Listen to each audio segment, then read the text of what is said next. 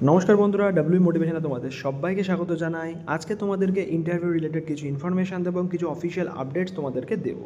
সুতরাং তোমরা ভিডিওটিকে স্কিপ না করে প্রথম থেকে শেষ অবধি দেখবে এবং যদি চ্যানেলে তোমরা নতুন হও তাহলে অবশ্যই সাবস্ক্রাইব করে দেবে চ্যানেলটিকে। চলো বন্ধুরা, দেরি না করে আজকে ভিডিও শুরু করা যাক। আজকে তোমাদেরকে কীভাবে ইন্টারভিউ দিতে হবে, কীভাবে যেতে হবে, নিজেকে কীভাবে রিপ্রেজেন্ট করতে হবে সেই সব সম্পর্কে তোমাদের সাথে আজকে আলোচনা করব। বন্ধুরা, প্রথমে তোমাদেরকে জানতে হবে যে নিজের পরিচয় কিভাবে দেবে। ইন্টারভিউ বোর্ডে গিয়ে তোমাদেরকে নিজের পরিচয় দিতে হবে। সেই পরিচয়টা তোমরা কিভাবে দেবে সেটা তোমাদেরকে সবার প্রথম জানতে হবে।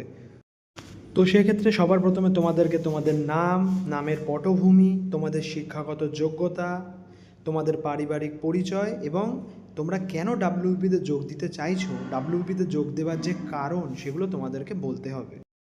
দ্বিতীয়ত তোমাদেরকে জানতে হবে যে ডাব্লিউবিপিতে সাক্ষাৎকারের প্রস্তুতিটা কিভাবে নেবে।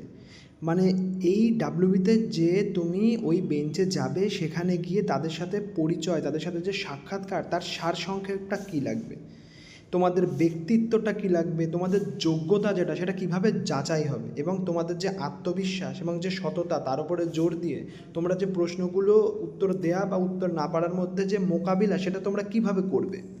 তৃতীয়ত তোমাদেরকে জানতে হবে তোমরা কেনই পশ্চিমবঙ্গ পুলিশে আসবে। সমাজ সেবা করার জন্য, আইন শৃঙ্খলা রক্ষা করার জন্য, সম্মান এবং দায়িত্বভার গ্রহণ করার জন্য এবং রাজ্যের সেবা করার জন্য। এই যে উত্তরগুলো এগুলো তোমাদেরকে সেখানে দিতে হবে।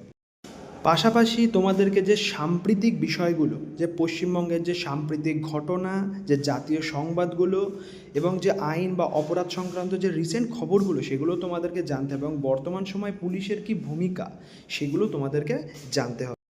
ইন্টারভিউয়ের সবথেকে গুরুত্বপূর্ণ অংশ হলো এই আচরণগত প্রশ্ন। সেখানে তোমাকে চাপ সামলানো, দলগতভাবে কাজ করা, সমস্যার সমাধান করা এবং কীভাবে কোনো একটা জিনিসের নেতৃত্ব দিতে হবে, এই যে পয়েন্টসগুলো সেগুলো তোমাদেরকে তুলে ধরতে হবে ইন্টারভিউ বোর্ডে।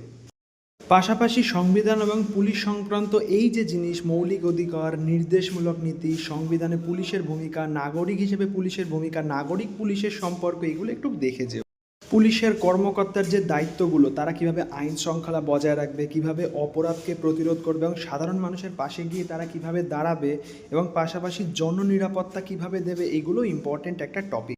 পাশাপাশি তোমাদেরকে মনে রাখতে হবে ইন্টারভিউয়ে কোনটা করণীয় কোনটা করণীয় নয়। সেখানে তোমাদেরকে আত্মবিশ্বাসের সাথে উত্তর দিতে হবে এবং সৎভাবে উত্তর দিতে হবে। তোমরা যদি কোনো উত্তর না জানো সেটাতে না বলবে, শৃঙ্খলা বজায় রাখতে হবে এবং কোনো রকমভাবে ওভার কনফিডেন্ট হওয়া যাবে না।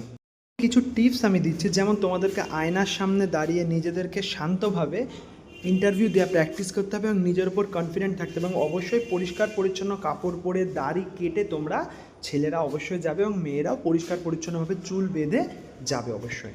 আজকের ভিডিও এই পর্যন্তই। পরবর্তীকালে তোমাদের জন্য আরও নতুন নতুন কিছু টিপস নিয়ে আসবো যেটা তোমাদের ইন্টারভিউর জন্য সাহায্য করবে। তো ধন্যবাদ বন্ধু, আবার দেখা হবে নেক্সট ভিডিওতে।